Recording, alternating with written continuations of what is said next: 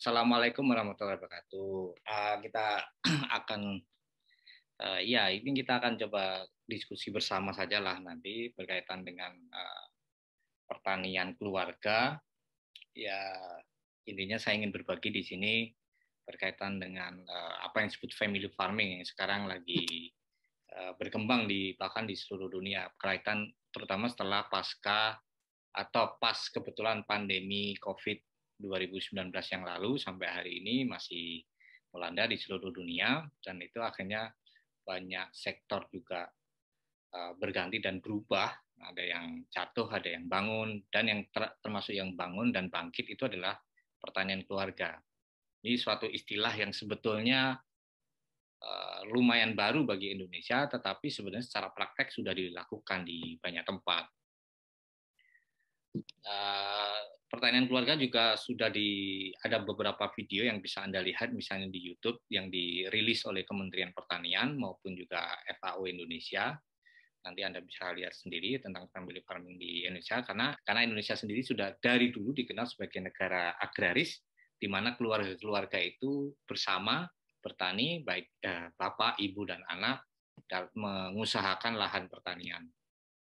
Nah, apakah family farming itu? Family farming itu adalah 10 keluarga yang menggantungkan hidupnya, jadi semua anggota keluarga itu menggantungkan hidupnya dari usaha bercocok tanam, dan termasuk di dalam bercocok tanam itu adalah pertanian, juga peternakan, dan juga mungkin perikanan, juga mungkin bahkan dalam hal menggantungkan hidupnya pada alam, baik itu merambah hutan maupun juga menangkap ikan, baik itu di air tawar maupun air laut, di lautan, seperti misalnya nelayan.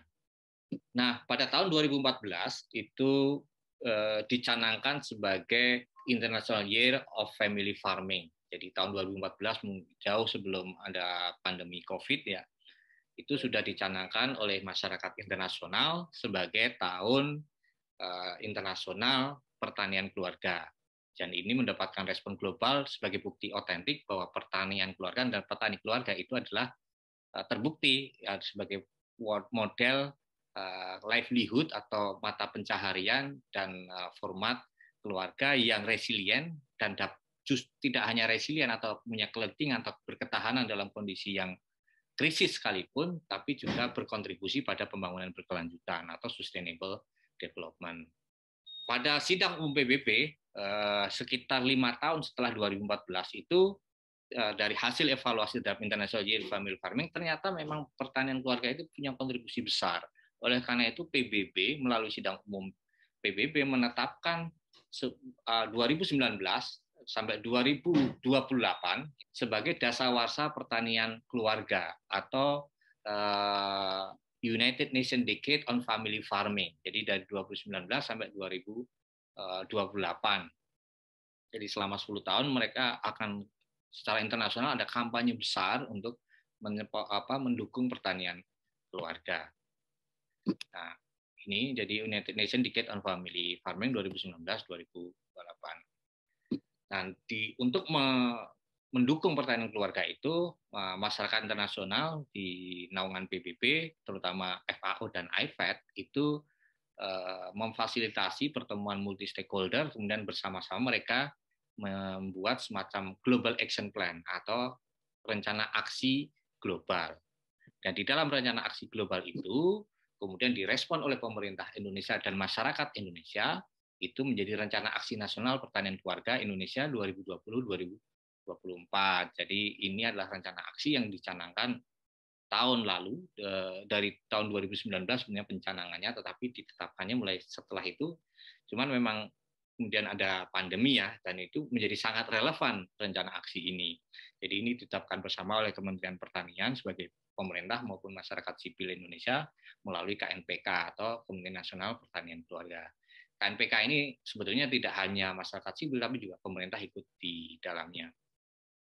Nah, sebagai respon positif kita terhadap itu, sebagai kita yang sudah mengalami atau hidup sebagai petani keluarga, ingin berbagilah.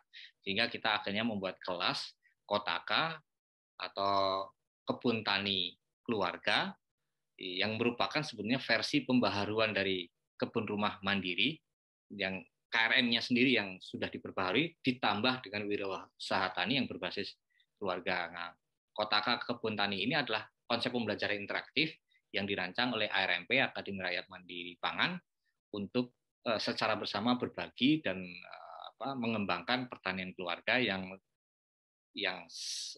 resilient dan dapat berkontribusi pada pembangunan berkelanjutan. Desain pembelajarannya itu ada 5 aspek di sana, ada tentang tanah, atau desain, tentang tata air, tentang tanaman dan ternak dan ikan sebagai satu kesatuan komoditas yang dikembangkan, kemudian usaha tani berkaitan dengan bagaimana peningkatan kualitas hasil maupun pengolahan pasca panennya, dan wirausaha tani, bagaimana juga usaha pertanian itu selain mencukupi kebutuhan rumah tangga, juga memberikan kontribusi bagi peningkatan pendapatan keluarga, yang kemudian secara umum disebut Kotaka. Nah, lebih rinci tentang Kotaka ini akan dijelaskan oleh rekan saya, Mas Chandra.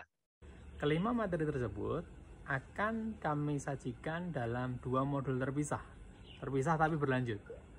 Jadi modul yang pertama itu akan berisi tentang tanah, air, dan tanaman dengan konteks kebun rumah mandiri.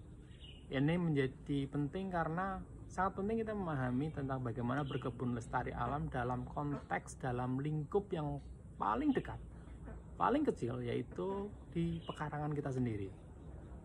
Setelah memahami modul ini, kemudian adalah modul ini bisa dikembangkan lebih lanjut menjadi sebuah kegiatan family farming dengan menambahkan kemampuan usaha tani dan wirausaha tani. Di situ kita akan belajar tentang bagaimana mengembangkan panenan dan kemudian bagaimana mengolahnya, bagaimana mengemasnya, mempersiapkannya menjadi sebuah komoditas yang baik. Dan tentu saja dilengkapi juga dengan persiapan manajemen atau tata kelola usaha yang baik juga. Seluruh modul tersebut akan disajikan dalam bentuk online semuanya. ARMP telah berpengalaman selama 1 tahun terakhir dengan ratusan peserta menyelenggarakan kelas berkebun online. Dan sesuai prinsip permaculture, mulai menggunakan apa yang ada. Tidak perlu mencari-cari apa yang harus begini, harus begitu. Gunakan saja apa yang ada. Dan karena online, maka seluruh materinya bisa disimak kapan saja, di mana saja. Tentu saja selama bisa online. Jadi apapun kesibukan para pembelajar akan tetap memiliki kesempatan untuk mengikuti setiap materi, untuk bisa menyimak dan memahaminya. Karena tidak hanya belajar secara satu arah. Di ARMP, sesuai standar belajar ARMP, kami selalu menyediakan lingkungan belajar yang ramah semua murid, semua guru. Jadi para pembelajar bisa memilih moda interaksi seperti apa yang cocok untuk belajar, untuk bisa memahami sungguh-sungguh setiap materi yang ada. Apakah melalui chatting kah, ataukah melalui email kah, atau melalui diskusi di videonya kah, ataukah melalui pertemuan langsung, diskusi langsungnya kah. Silahkan, sesuai dengan kondisi, sesuai dengan gaya belajar setiap pembelajar. Dan jika betah nanti ya dipersilahkan untuk setiap pembelajar terus bersama dengan komunitas ARMP. Sehingga pendampingan itu tidak berhenti saat kelas berhenti. Diskusi itu tidak berhenti saat kelas usai. Setiap pembelajar memiliki kesempatan untuk bergabung dengan komunitas ARMP dengan sekian banyak teman-teman yang lain di seluruh Nusantara. Dan bukan hanya belajar tentang teori. Untuk family farming pun kita juga akan belajar dari tempat-tempat yang sudah mempraktekannya secara langsung. Misalnya adalah demo plot yang ada di kebunnya Mas Anam ini. Konsep ini sebetulnya didasarkan pada pendekatan permaculture yang sudah kita praktekkan di demo plot yang kita buat di Desa Tempurjo Jember, di lahan yang kurang lebih 2000 meter persegi, yang berisi kebun sayur dan bumbu untuk konsumsi sehari-hari sekitar 100 orang yang tinggal di sana. Nah, ini kira-kira gambaran yang sudah kita lakukan bersama teman-teman di sana. Jadi ini mungkin bukan keluarga dalam arti umum, tetapi ini masih seperti keluarga karena kita hidup bersama. Dan itu adalah salah satu cara kita untuk memulai bagaimana pertanian keluarga itu diwujudkan.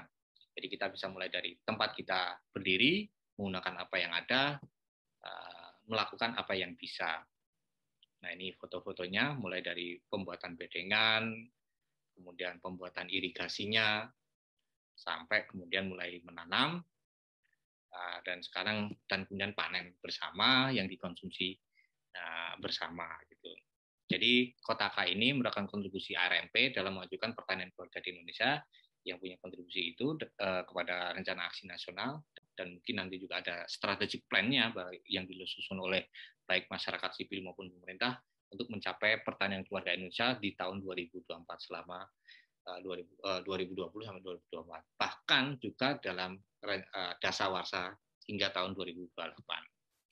Saya kira itu yang bisa kita bagikan, nanti kita bisa banyak dialog ya. Terima kasih.